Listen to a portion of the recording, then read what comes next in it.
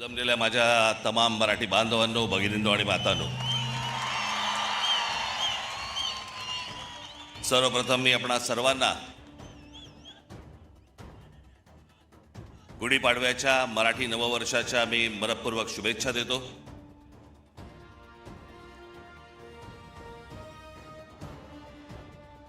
मार्च 2006 ला पक्ष स्थापन झाला आणि 19 मार्च 2006 ला आपली पहिली जाहीर सभा याच शिवतीर्थावरती इथे झाली. आज 20 वर्ष झाली पक्षाला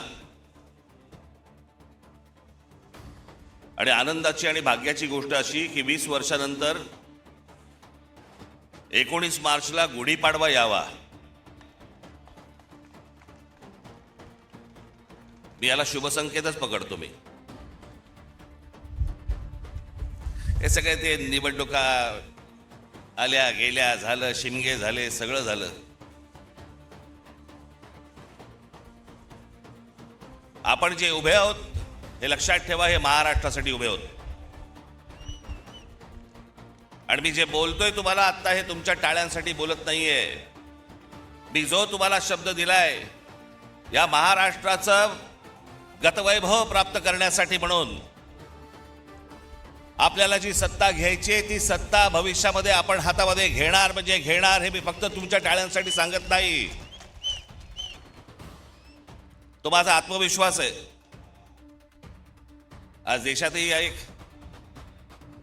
धाकधूक सुरू आहे, भीषण परिस्थिती आहे, गॅस मिळत नाहीयेत.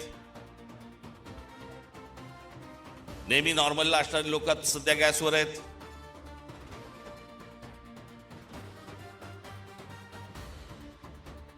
खरं तर काही गोष्टी आपल्याकडनं राहून गेल्या, आपल्या पंतप्रधानांकडनं पण राहून गेल्या. जो इराण इतकी वर्ष आपल्याला साथ देत होता, त्या इराणवरती ज्या प्रकारचे हल्ले होत आहेत आज, आपण इराणला साथ द्यायला पाहिजे होती.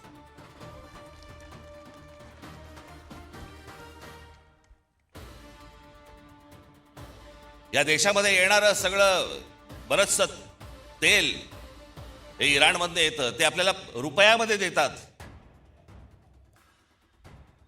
देत आले. पुढचं मला माहित नाही,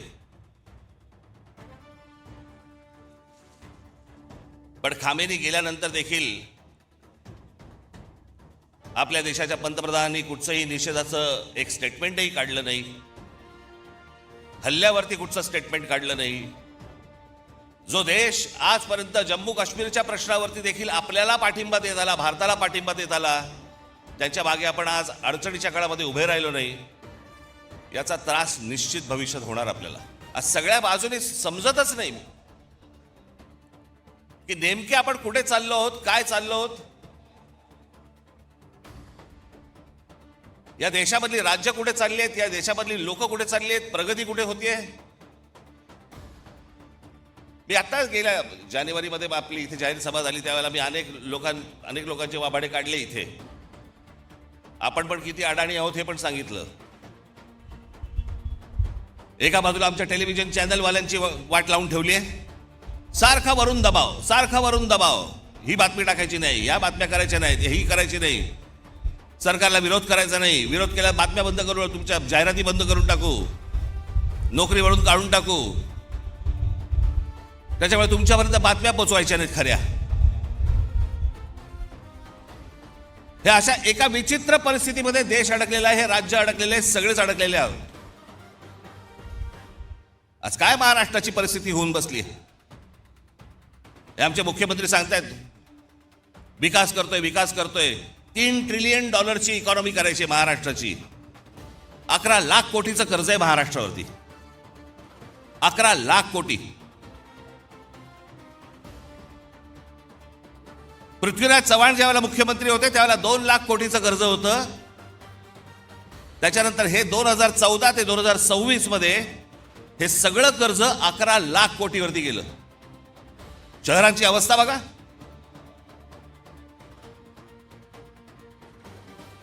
पिझ्झा मागवला तर 10 मिनिटात येतो.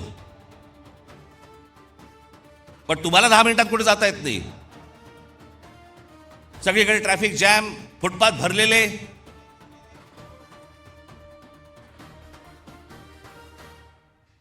काय आयुष्य नावाची काय गोष्ट असते की नाही? एखाद्याच्या तुमच्या मनात येते की नाही की माझं काय आयुष्य आहे?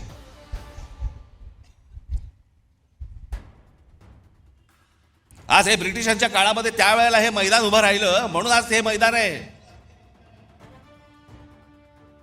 नाही तर अशी मैदानं कुठे आहेत मला जरा सांगा. जी जी मैदानं उभी राहिली आहेत ते त्या त्या काळात उभी राहिलेली आहेत.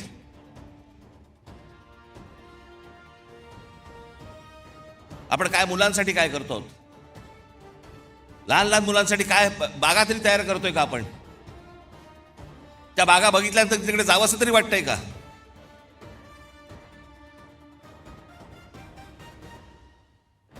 आज शहराची आज संपूर्णपणे शहर अख्खी कोलमडून पडलेली आहेत.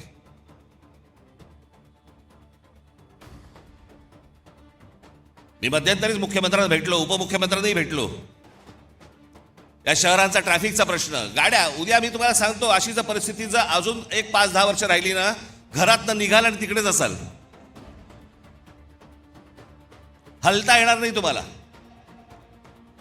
सगळंच गमावून बसतोय आपण, सगळं आपल्या हातातनं गमावून बसतोय.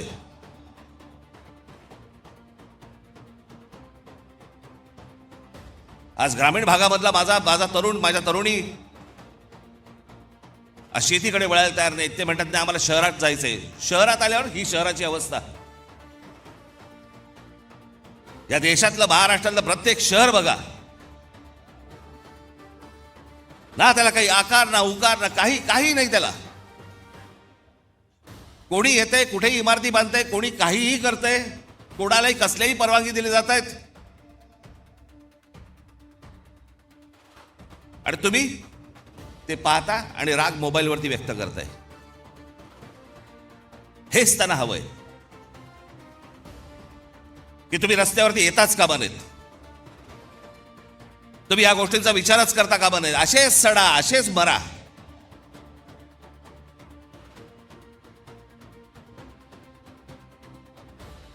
तीन वेळा आजपर्यंत कर्जमाफी झाली शेतकऱ्यांची, 3 वेळा. पण या देशामध्ये सर्वाधिक शेतकरी आत्महत्येचा आकडा महाराष्ट्रात आहे. दररोज आत्महत्या होत आहेत, रोज शेतकरी आत्महत्या करतायत. कोणाला काही पडलेलं नाहीये.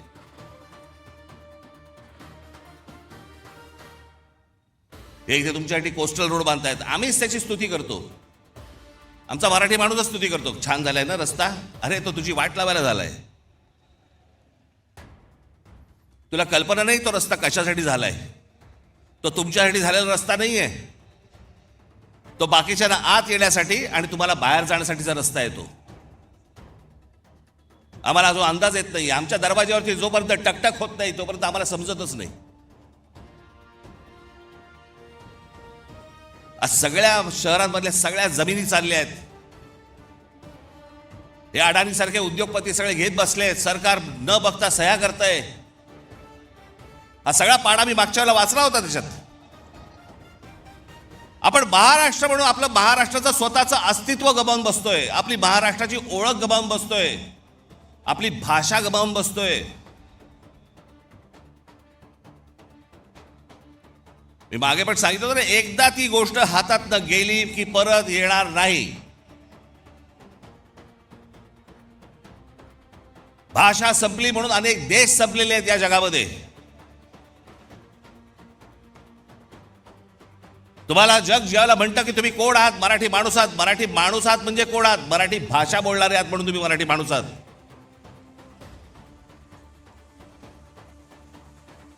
मी काय काय व्हिडिओज बघतो, अनेक लोक काही भांडण चालू असतात, मारामारी चालू असतात आणि आपलेच मराठी हिंदीमध्ये बोलत असतात. हिंदी मत बोल ना, हिंदी मत. अरे मग तू काय करतोय? जा दक्षिणेकडे बघा, तामिळनाडू बघा, आंध्र प्रदेश बघा, केरला बघा, लांब कशाला गुजरात बघा. प्रत्येक राज्य आपलं अस्तित्व टिकवणे, प्रत्येक राज्य आपली भाषा टिकवणे. आमच्याकडचे आमदार खासदार काही नाही, दुसरं काही नाही, कंत्राटदार, पैसे, रोज एवढंच सुरू आहे फक्त. महाराष्ट्र विकायला काढलाय.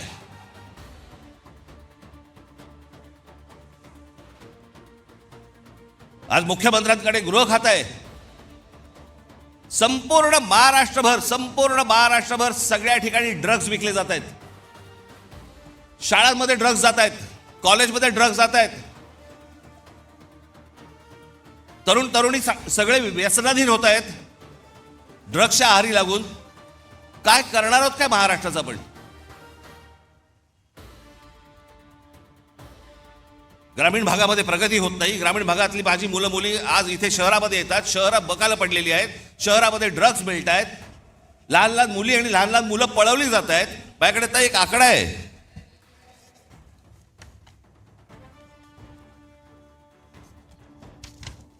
नोव्हेंबर डिसेंबर या महिन्यातल्या 36 दिवसांमध्ये, गेल्या आता नोव्हेंबर डिसेंबरच्या या 36 दिवसांमध्ये केवळ मुंबईमध्ये 82 मुलं बेपत्ता झाली. जानेवारी ते नोव्हेंबर 2025 या कालावधीत महाराष्ट्रातील नवी मुंबई शहरात तब्बल 499 मुलांच्या अपहरणाच्या घटना नोंदवण्यात आल्या. त्यातली 41 मुले अद्याप बेपत्ता आहेत. 458 पोलिसांनी, आमचे पोलीस, मुंबईचे पोलीस, महाराष्ट्राचे पोलीस हे सक्षम आहेत. म्हणून त्या आई वडिलांना त्यांची मुलं मिळाली. NCRBच्या आकडेवारीनुसार महाराष्ट्रात दरवर्षी, हे मी तुम्हाला विधानसभेतलं सांगतोय आकडे, विधानसभेमध्ये आत्ता मुख्यमंत्र्यांनी त्यांच्या भाषणामध्ये सांगितलेले आकडे सांगतोय तुम्हाला. NCRBच्या आकडेवारीनुसार महाराष्ट्रात दरवर्षी साधारण 4,500 ते 5,500 मुले बेपत्ता होतात. 2022 मध्ये 5,398 आणि 2023 मध्ये 4,619 प्रकरणे नोंदवली गेली. या प्रकरणांमध्ये मुलींचे प्रमाण अधिक दिसते. मुंबई हे सर्वाधिक प्रभावित शहर असून येथे दरवर्षी सुमारे 2,000 पेक्षा जास्त मुले बेपत्ता होतात. मुख्यमंत्री देवेंद्र फडणवीस यांनी फेब्रुवारी महिन्यात विधानसभेत दिलेल्या आकडेवारीनुसार.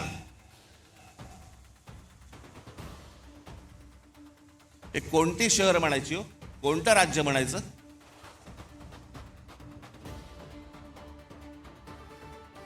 तुमच्या भाषेची हमी नाही, तुमची हमी नाही, तुमच्या पोराबाळांची हमी नाही, कशाचीही हमी नाही. अशी कुठचीही हमी नसलेलं हे या राज्यामध्ये तुम्ही राहताय आणि म्हणायचं आम्ही शिवरायांच्या राज्यात राहतो.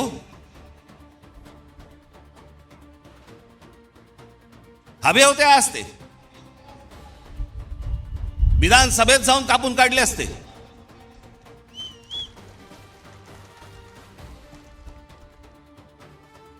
पण आम्हाला माहितीच नाही. राज ठाकरे जेव्हा सांगणार आकडे त्यावेळेला आम्हाला कळणार, कारण आम्ही कशात गुंतलोय? आम्ही इंस्टाग्राममध्ये गुंतलोय. मी नेहमी सांगतो ना, हा महाराष्ट्र दरवेळेला देशाला दिशा दाखवत आला, या हिंद प्रांताला दिशा दाखवत आला. त्या महाराष्ट्राकडे कधीतरी तुम्ही नीट जवळून पाहिलेत का की या महाराष्ट्राची नेमकी क्षमता तरी काय आहे?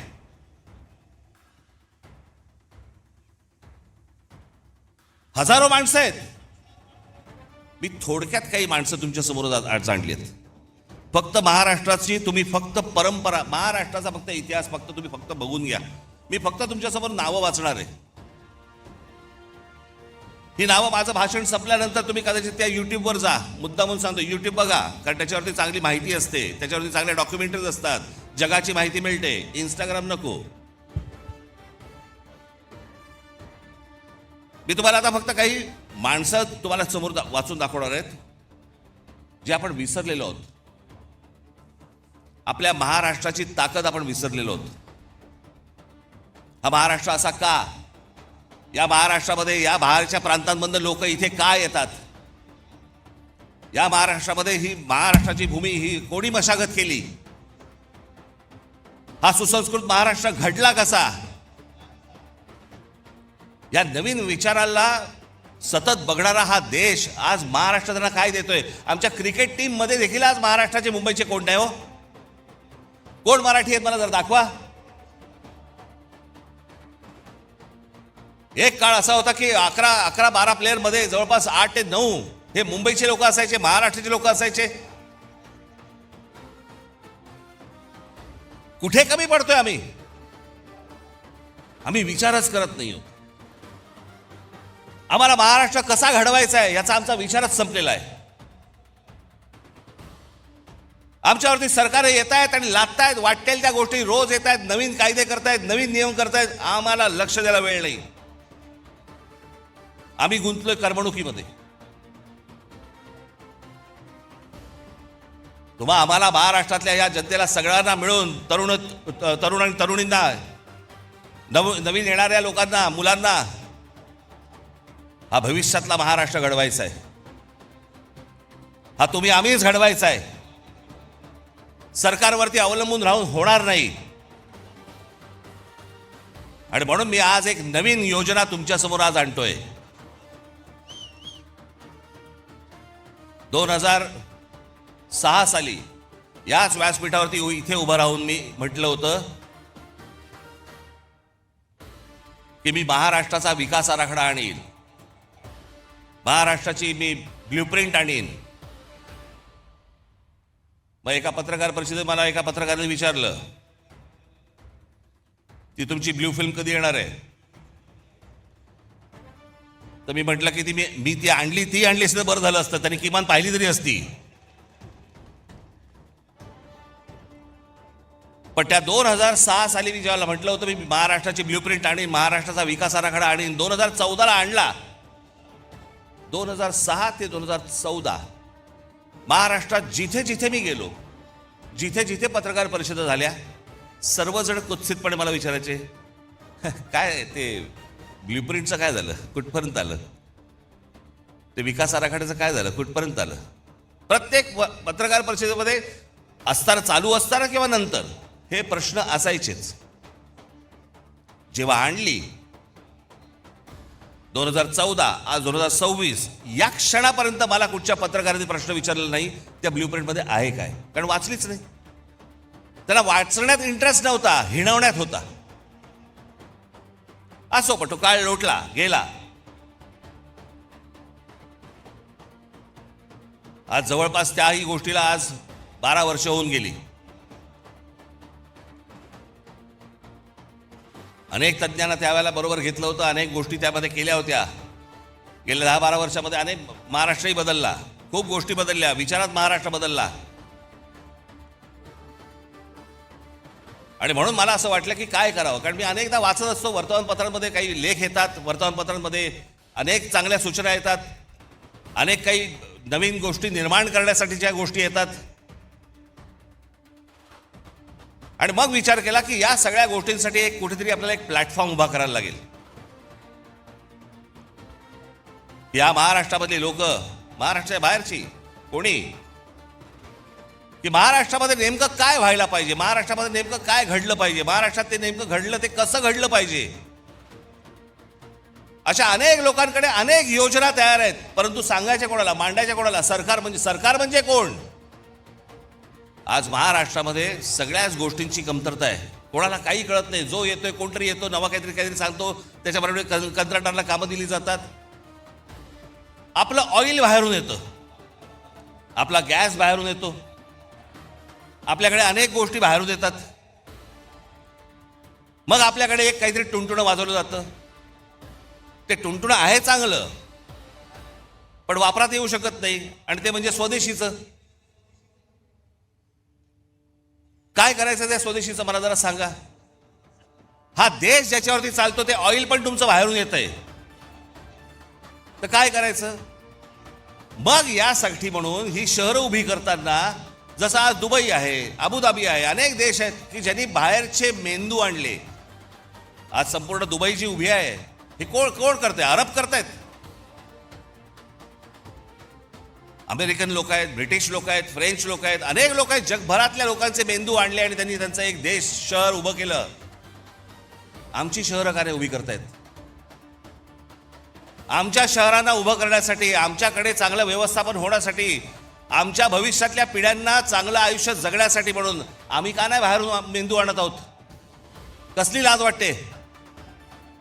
बाहेर जाऊन नुसते पैसे आणण्यापेक्षा बाहेर जाऊन जर मेंदू आणले तर ह्या महाराष्ट्राला उपयोगाचे आहेत. नुसते पैसे काय करायचे पैशांचं? ते पैसे टक्केवारीत संपणार, त्याने काहीही हाताला मिळणार नाही. आणि म्हणून मला असं वाटतं की आज सरकारकडनं आपण नुसते फक्त आशेने फक्त बघत राहायचं, हे काही मला आवडणारी गोष्ट नाही, मला ती आवडतही नाही आणि तुम्हालाही ती आवडता कामा नये. आणि म्हणून तुम्ही सगळेजण महाराष्ट्राचा विचार करायला लागा. तुमच्या ज्या कल्पना असतील, ज्या गोष्टी असतील, त्या या आत्ता वेबसाईटवरती मांडा. या महाराष्ट्राला आकार देण्याचा एक उत्तम कार्य हे आपल्या हातून घडो, जेणेकरून या महाराष्ट्रासाठी ज्यांनी ज्यांनी खस्ता खाल्लेल्या आहेत त्यांनाही वरती आनंद मिळेल की माझी सर्व लोक महाराष्ट्राची हे महाराष्ट्र वाचवतायत, जगवतायत. याच्यासाठी सगळेजण तुम्ही कामाला लागावं अशी एक आशा अपेक्षा बाळगतो आणि आज आपण सर्वांची मी रजा घेतो. धन्यवाद. जय हिंद, जय महाराष्ट्र.